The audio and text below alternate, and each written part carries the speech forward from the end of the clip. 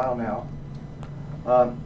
Just to begin, the basics of presidential congressional relations. The president needs votes from Congress if he's going to succeed. It's a hard sell. Some presidents are more successful than others. That's great for social scientists because they need variation to study. When we look at the decades of research on presidential congressional relations, one finding stands out far above all of the others, that party control matters. Other things, popularity, skills, and all of those things, they operate at the margin, to coin a term.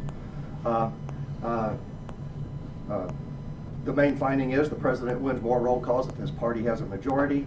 The advantage of majority control is somewhat less in the Senate, or more accurately, a better way to say it, is the disadvantage of minority status is less in the Senate. I can talk about that. That's not important for this.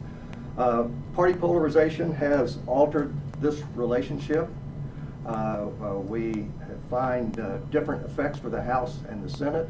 Majority presidents still win more in both chambers, but as polarization increases, it amplifies the benefits of majority control in the House. Majority presidents win more, minority presidents win less, a lot less. But in the Senate, as polarization increases, it suppresses the success rate of both majority and minority presidents. Now, the puzzle is, why is that? Why does it depress success rates of both majority and minority presidents in the Senate? And the short answer, and stealing or paraphrasing a line from President Clinton's campaign book, it's the minority party filibusters, stupid. Now, I don't want to offend anybody. I just want to make clear that the stupid is me. None of this is going to be news to Sarah or Francis or many of the rest of you. But I'm a little slow in the uptake sometimes, and so it took me a while to figure out what was going on. So what is the evidence that the filibuster and cloture has become a rule that was once used by individuals or senators from a particular region to influence policy, to a party tool? And so here it is. This is. I need to stay over here. This just looks at the exponential rise in cloture votes on all Senate votes. The innovation here is that I have aggregated.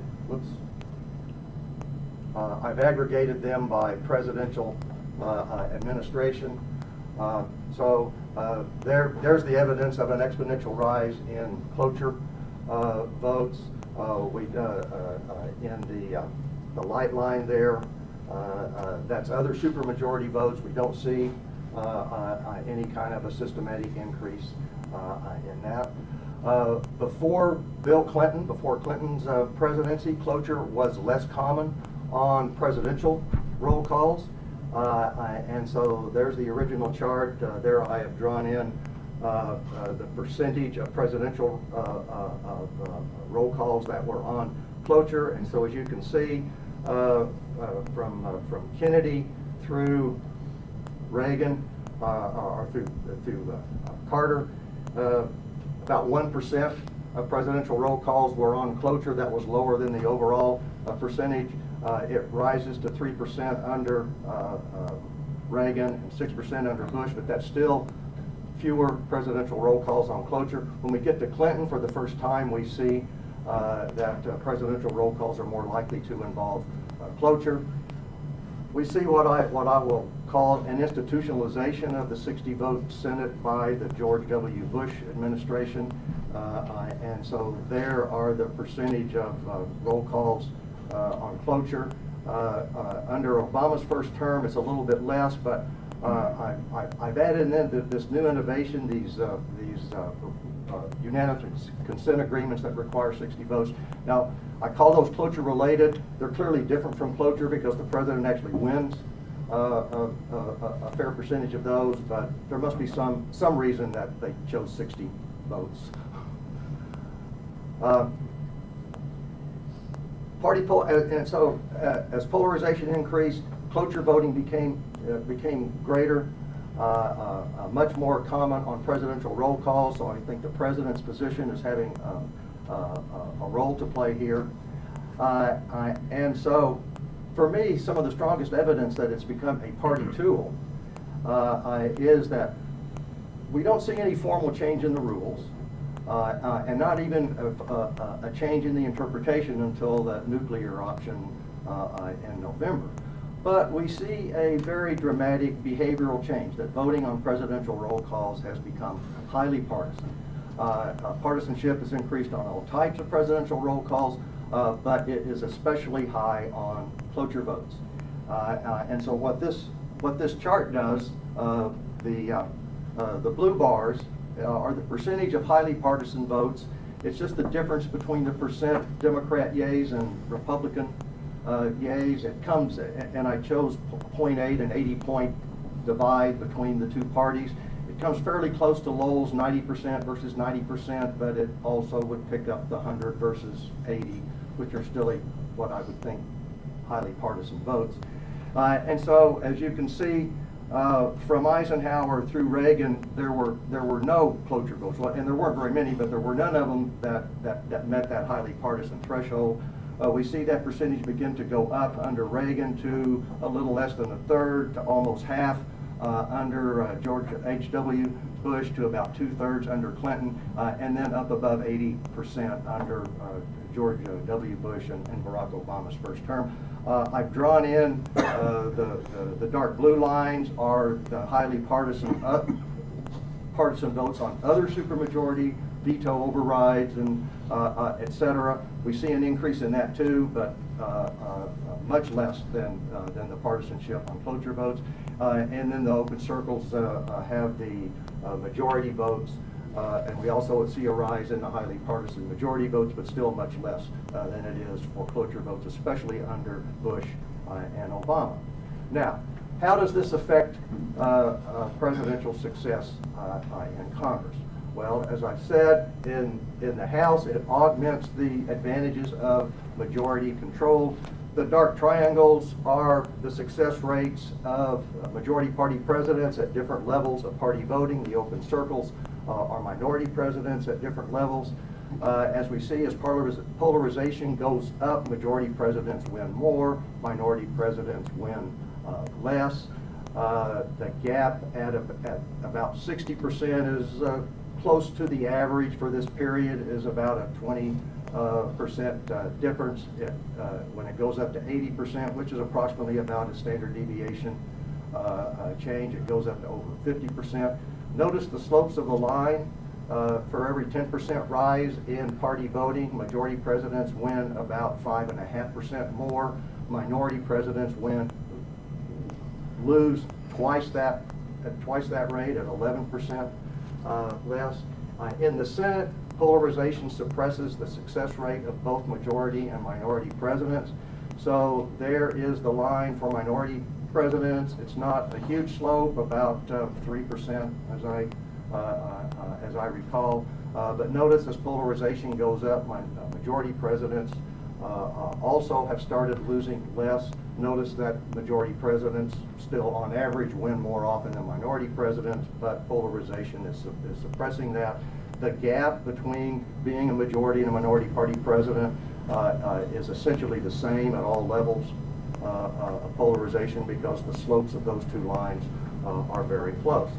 Now, if it's the minority party filibuster and cloture that's causing this pattern, then if we look at these same relationships on non-cloture votes, and so that's all presidential position votes involving just a simple majority rule and other supermajority votes, veto overrides, treaties, and so forth, then we should see a pattern that looks more like the House and more like the Senate pattern looked before we got so polarized. So there's the pattern in the House, this diverging success rates. There is the pattern in the Senate. So when we exclude cloture votes, majority presidents actually start doing a little bit better as polarization goes up. Now, if I'm right, and it is cloture, we should not only see that, but when we look at patterns on cloture votes, the success rates of presidents on cloture votes should look a lot like the pattern in the House, except it's going to be the mirror image. And so there's that pattern in the House. Majority presidents do better as polarization increases. Minority presidents do worse. There is success rates on cloture as polarization goes up. Minority presidents start winning a bunch, very highly. Majority presidents start winning a lot less. Why is the 60-vote Senate so hard on majority presidents? Well, it's just the simple arithmetic of the minority party filibuster. When we look at presidential success on cloture, what we find is that if the president's opposed, he wins 93% of the time. If the president supports cloture, he wins only 15% of the time. It's just a lot easier to win when you only need 50 votes instead of 60. Minority presidents usually oppose invoking cloture. Overall, it's about 74% of the time they oppose invoking cloture. But notice in the top half of the table, I can't point this thing, in the pre-Bush years, minority presidents opposed cloture about 2/3 of the time. In the Bush and Obama years so far, it's gone up above 80% of the time. Majority presidents almost always oppose cloture, and so what that means, there's not much room to increase because you're already pretty near the ceiling. But look at the ends. During the Bush and Obama first term, they took positions on 83 cloture votes, and almost all, and 97% of those were nay positions. And all of the years from Kennedy through Clinton, only 46. So presidents are being forced to take positions on cloture votes a lot more often. So there are the conclusions. Party polarization has different effects on presidential success in the House and the Senate. In the House, it's a big boon for majority presidents, a big loss for minority presidents. In the Senate, it suppresses success rates of both majority and minority presidents. And why is that? Well, because as we have learned from Sarah and Greg Koger and other people, the Senate has become a 60-vote Senate. So, thank you.